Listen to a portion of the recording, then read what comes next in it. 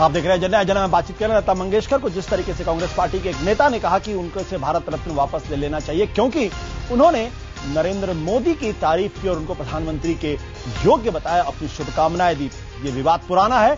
अमर्त्य सेन भी जब पिछले दिनों उन्होंने नरेंद्र मोदी पर टिप्पणी की थी तो बीजेपी के नेता चंदन मित्रा ने भी उनसे भारत रत्न का वापस ले जाने की बात की थी। और अनंत मूर्ति का भी मसला इस पूरे मसले पर। लेकिन सवाल इस बात को लेकर यह है कि आखिर नरेंद्र मोदी को लेकर ही इस तरीके की तीखी प्रतिक्रियाएं क्यों होती हैं, उनके पक्ष में भी और उनके खिलाफ भी। और दोनों ही जो धड़े हैं, दोनों ही जो बौद्धिक वर्ग हैं, वो एक दूसरे की बात सुनने के लिए तैयार नहीं होते। ऐसा दूसरे राजनीतिज्ञों के बारे में नहीं कहा जाता या उनके बारे में ऐसा नहीं सोचा जाता कि अगर वो रहेंगे तो हम देश छोड़ के चले जाएंगे। पुष्पे जी, ये जो सवाल है कि आखिर नरेंद्र मोदी की शख्सियत में ऐसी कौन सी चीज है जो एकदम तीखी प्रतिक्रिया होती, उससे सामान्य प्रतिक्रिया नहीं होती। आप राहुल गांधी से अग्री करें, डिसअग्री करें, लेकिन कोई ये नहीं कहता अगर वो प्रधानमंत्री बनेंगे तो मैं देश छोड़ के चला जाऊं। बीजेपी वाले भी नहीं कहते, आरएसएस वाले भी नहीं कहते। लेकिन नरेंद्र मोदी को लेकर बौद्धिक वर्ग में एक कम से कम युवा अनंत मूर्ति जैसे एनलाइटेंड आदमी कहते हैं। नहीं, देखिए, मुझे लगता है दो बातों को साफ साफ सोचने की जरूरत है। जहां तक नरेंद्र मोदी का व्यक्तित्व है, वो आक्रामक है, वो लगभग हिंसक उनके तेवर रहते हैं और वो असहिष्णु साफ साफ नजर आते हैं। मगर इसमें दोष उनको दिया जाए या जो अजय भाई बहुत सारगर्भित बात कह रहे थे कि 1.25 अरब आबादी वाले देश में क्या एक व्यक्ति में कुछ ऐसी जादूगरी है कि बाकी सारा देश बौना हो जाता है। आपने नाम उल्लेख किया राहुल गांधी का, जो इस देश को आशा की किरण कांग्रेस को नजर आते हैं, तो क्या उनमें वो तेजस्विता का इतना अभाव है कि वो कलंकित चंद्रमा की ज्योति को धूमिल करने वाला सूर्य प्रकट नहीं हो सकते हैं? क्या वो हमेशा ग्रहणग्रस्त सूर्य रहेंगे? क्या इस देश में जो विचारधारा के आधार पर लड़ाई लड़ी जा रही है, वो जिस विविधता का जिक्र अजय भाई ने किया, क्या वो इतनी कमजोर है कि वो फांसीवादी हर चुनौती के आगे घुटना टेक देती है? कहीं न कहीं जनमानस में एक विरक्ति का भाव, एक मोहभंग का भाव जो कांग्रेस के प्रति है और कांग्रेसी जनतंत्र का और धर्मनिरपेक्षता का जो संस्करण है उसके प्रति है, उसका फायदा मोदी को हो रहा है। उनका महिमा मंडन होता रहा है कांग्रेसियों की अपनी गलतियों के कारण। अब अगर आप मुजफ्फरनगर याद करें, गोपालगढ़ याद करें, वो बैसाखियां याद करें मुलायम सिंह यादव की और कभी ममता की और मायावती की, और आज घुटने टेकना याद करें द्रविड़ मुनेत्र कड़गम के सामने राष्ट्रकूट सम्मेलन के बारे में, पंजाब पाकिस्तान के बारे में, सरदार अजीज के साथ, हुर्रियत के साथ बातचीत के बारे में, तो देश महंगाई और भ्रष्टाचार की बात तो अलग से रह लीजिए। तो मोदी को सबका स्वाभाविक फायदा उठ रहा है और जो आदमी शायद बहुत साधारण था वो महामानव, अतिमानव, महाबली नजर आ रहा है। बट पुष्पे जी, मैं आपको याद दिलाना चाहूंगा कि 1990 के चुनाव की बात है और उस वक्त लालकृष्ण आडवाणी और वीपी सिंह के बीच में एक तरीके का समझौता हुआ था और आगरा में एक रैली होने वाली थी। उस रैली में वीपी सिंह ने लालकृष्ण आडवाणी के साथ डाया शेयर करने से मना कर दिया था। आज उसका रिफ्लेक्शन 23 साल के बाद 1990 के नहीं, देखिए, कुछ लोग कह रहे थे कुछ देर पहले कि आपातकाल की बात थोड़ी पुरानी हो गई, इतिहास के पन्ने पलटने से कोई लाभ नहीं होगा। 1990 के जिन बातों का आप जिक्र कर रहे हैं वो 2013 के भारत में 23 वर्ष बाद वो पूरी पीढ़ी पैदा होकर वयस्क हो चुकी है, जिसके लिए ये सारी चीजें धुंधलाती यादें भी नहीं है। और जो कुछ आरक्षण की राजनीति थी, वीपी सिंह ने जो कुछ किया था, जो उन्होंने हित इस देश का किया, वो सब भी जनतंत्र के लिए कितना घातक सिद्ध हुआ या कितना सिद्ध हुआ कहा जा सकता है। घुमा फिराकर आज भारतीय जनतंत्र आरक्षण की राजनीति पर गया है। बट पुष्पे जी, जो बात आप कह रहे हैं उसमें बहुत दम है, लेकिन एक सवाल मैं और पूछने का लालच में आपसे छोड़ नहीं पा रहा। सवाल इस बात को लेकर ये कि भाई आरएसएस और बीजेपी को राजनीति में लंबे समय तक अछूत माना गया। यह बात लोहिया की राजनीति के साथ, जयप्रकाश नारायण की राजनीति के साथ, कांग्रेस की राजनीति के साथ नहीं होती है। वो क्यों? और अगर उसका रिफ्लेक्शन पूरी तरीके से मोदी में आता है तो उनके बारे में तीखी प्रतिक्रियाएं होती है। क्षमा करेंगे, मैं फिर आपको टोकूंगा। मुझे लगता है कि जनतंत्र में कानून का राज यदि है, यदि आरएसएस इतनी ही अस्पृश्य और आपराधिक और असामाजिक है, तो क्यों यह सरकार उसको प्रतिबंधित नहीं करती जैसा आजाद भारत में किया जा चुका है? जब तक वो प्रतिबंधित संगठन नहीं है तब तक उसके साथ इस तरह का व्यवहार किया जाना, मैं आरएसएस का समर्थक नहीं, विरोधी हूं, अपने को समझता हूं, मगर मुझे लगता है कि बात साफ साफ कही जानी चाहिए कि जब तक कोई संगठन, वो सामाजिक हो या राजनीतिक, प्रतिबंधित नहीं है तब तक उसके साथ इस तरह का बर्ताव करना एक तरह का छलावा, धोखा और धूर्तता, मक्कारी मुझे लगता है। मक्कारी होगी। अजय आलोक जी, आप इस बात जवाब देना चाहेंगे जो बात पुष्पेश जी कह रहे हैं? भाई ये गंभीर मसला, अगर भारत का लोकतंत्र, भारत का संविधान अगर आरएसएस को या आरएसएस से जुड़े हुए व्यक्तियों को अगर वो रिकॉग्नाइज करता है, अगर उनको बैन नहीं करता है, तो उनके साथ अस्पृश्य जैसा व्यवहार क्यों होना चाहिए या उनको लेकर तीखी टिप्पणी क्यों होनी चाहिए?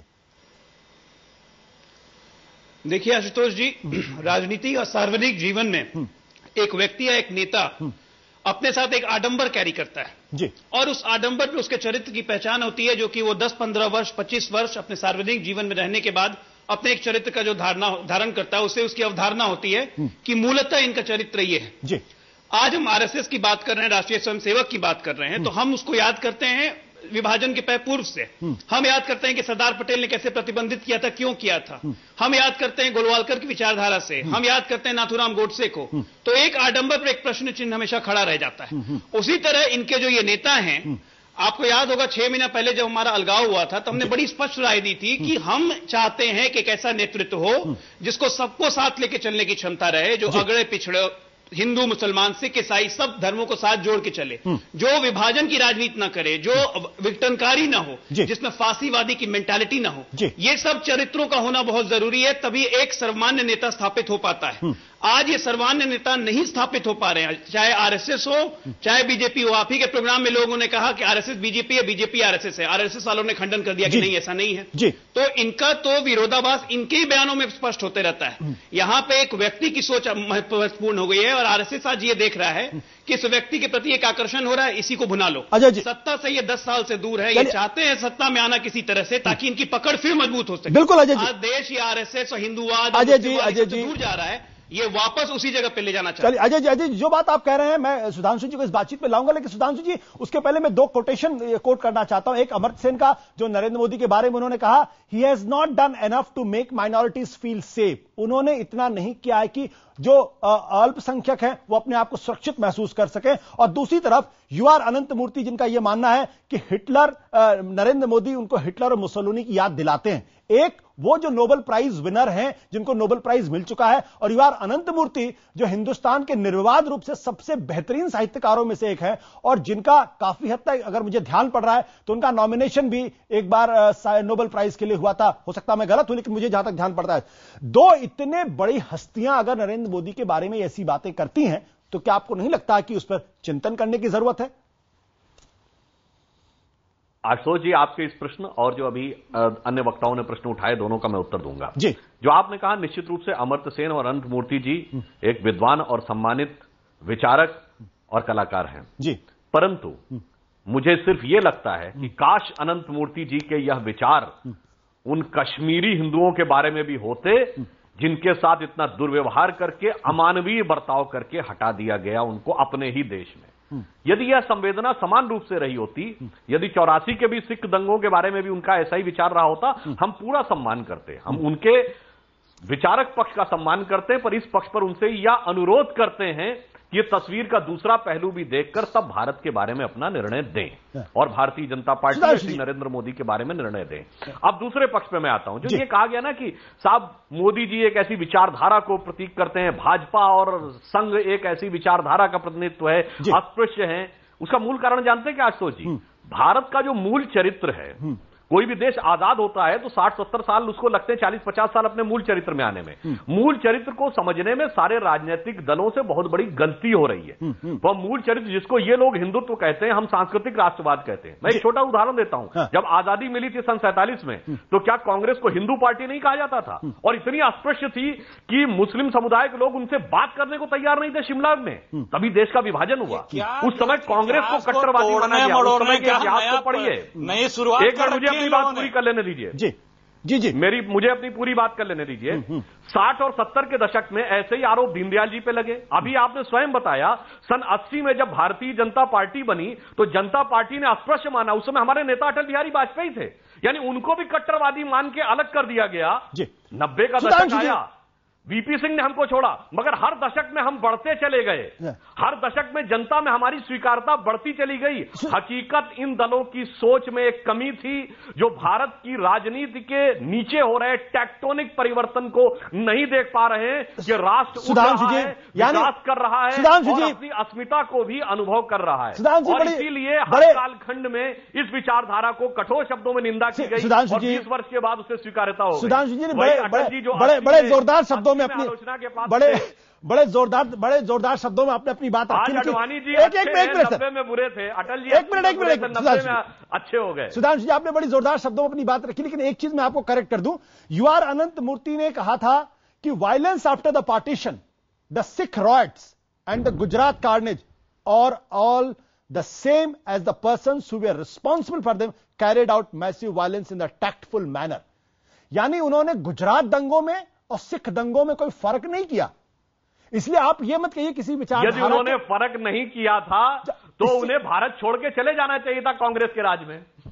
यदि फर्क नहीं था तो ये नहीं हो सकता कि एक घटना हुई उसमें तो मैं रहने को तैयार मैं कह रहा हूं, और यद्यपि हम उसे बराबर नहीं मानते, हम उसे बराबर नहीं मानते, यदि उन्होंने भी बराबर माना तो उन्हें चाहिए था। सुधांशु जी, मैं यही कह रहा हूं कि जो व्यक्ति सिख दंगों को, 84 के दंगों को और गुजरात दंगों को एक समान एक नजर से देखता है, अगर वही आदमी ये कहता है नरेंद्र मोदी मुझे मुसोलिनी और हिटलर की याद दिलाते हैं और वो प्रधानमंत्री रहेंगे तो मैं देश छोड़ के चला जाऊंगा, क्या उनके इस विचार पर कांग्रेस, बीजेपी को और नरेंद्र मोदी को सोचना नहीं चाहिए कहीं कुछ उनमें गलती तो नहीं है?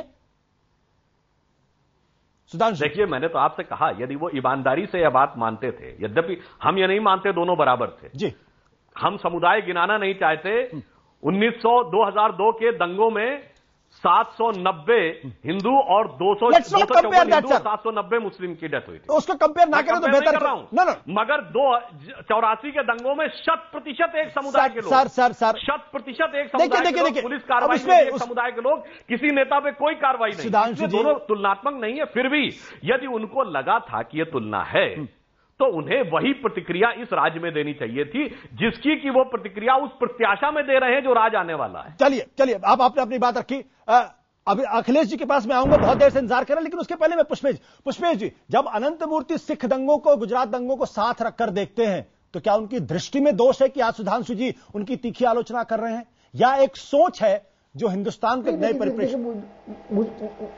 जी नहीं, देखिए, मुझे लगता है स्वयं मैं अनंत मूर्ति से इस विषय में निराश हूं, क्योंकि मुझे लगता है मैं सुधांशु जी की बात से न चाहते हुए भी पूरी तरह से सहमत हूं कि एक लपेट में अपने को तटस्थ दिखलाने का प्रयास किया गया है, मगर जो स्वयं उत्पीड़ित रह चुके हैं, जिनके बंधु बांधव उत्पीड़ित रह चुके हैं आपातकाल में, उनके लिए उसके बाद वो एक वाक्य में निपटा के, वो बिल्कुल सुधांशु जी ठीक कह रहे हैं, अगर वो इतनी आपत्ति उन्हें थी तो क्यों नहीं वो निरंतर मुखर होते रहे सिख दंगों के बाद, और क्यों नहीं उन्होंने इस तरह की धमकी पहले दी थी कि अब ये देश रहने लायक नहीं है। बिल्कुल सर। और जहां तक अमरसेन का प्रश्न है, मुझे लगता है जिस व्यक्ति का अधिकांश वयस्क जीवन विदेश में बीता हो, उसको भारत लौटकर भारत की जमीनी हकीकत के बारे में फतवे देने का अधिकारी कम से कम मैं नहीं समझता। ये इसे मैं अपनी अभिव्यक्ति की स्वतंत्रता का अधिकार समझता। बिल्कुल। अखिलेश जी, अब आप जवाब देना चाहेंगे जो बात सुधांशु जी कह रहे हैं, जो बात पुष्पेश जी कह रहे हैं?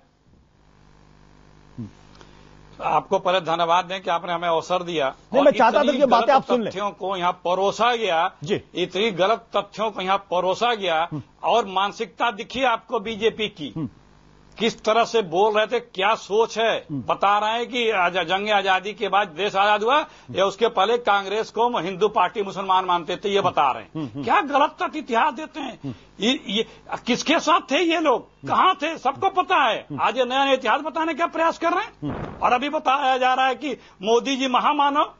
चर्चा में बना रहने वाला व्यक्ति महामानव नहीं हो सकता है।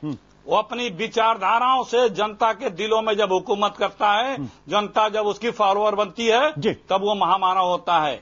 और जो निस्वार्थी होता है, आप लोग बता रहे हैं, अभी बताया गया, क्या क्या बताया गया।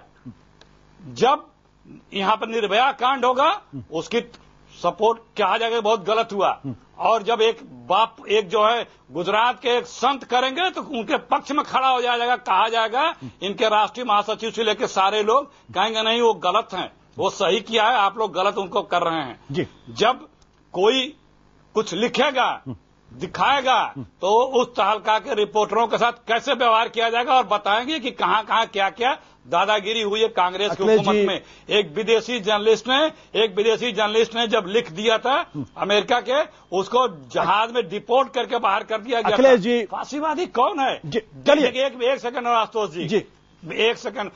बार बार ये कहा गया है अभी कि आरएसएस को साइडलाइन नहीं किया जा सकता है। कोई किसी को साइडलाइन नहीं करता है। उसकी विचारधारा, उसकी अपनी सोच, वो खुद अपनी चौहद्दी बनाता है, और जनता उसे किनारे करती है या स्वीकारती है। चलिए, ये तो लोकतंत्र का तकाजा है कि लोकतंत्र में आपकी विचारधारा कितने ज्यादा लोगों को आकृष्ट करती है और कौन उसके करीब होता है। मुझे लगता है ये लोकतंत्र की खूबसूरती भी है कि वहां पर विचारों का मंथन हो रहा है। बहुत अच्छा है, नरेंद्र मोदी के बहाने ही ये विचार हो रहा है। तमाम इतिहास को पलटा जा रहा है, भूगोल को पलटा जा रहा है, नया इतिहास लिखने की कोशिश की जा रही है। अभिव्यक्ति की आजादी कितनी है इसकी सीमा भी तय की जा रही है। अच्छा है, ये मंथन चलता रहेगा, क्योंकि मंथन होगा तो विष भी निकलेगा, अमृत भी निकलेगा। हमारी राय उसमें स्पष्ट है, अभिव्यक्ति की आजादी पर किसी भी तरीके का रोक या पाबंदी नहीं लगनी चाहिए, चाहे वो बात कितनी भी बुरी क्यों ना हो। अगर वो सौम्य तरीके से कही गई है, हिंसक नहीं है, गाली नहीं है, तो उसका आदर होना चाहिए। बहुत बहुत शुक्रिया तमाम मेहमानों का। IBN.com हमने सवाल पूछा था कि नरेंद्र मोदी के आने से सियासी संस्कृति में बदलाव आया है, क्या है जवाब, आपको बताएंगे छोटे से ब्रेक के बाद।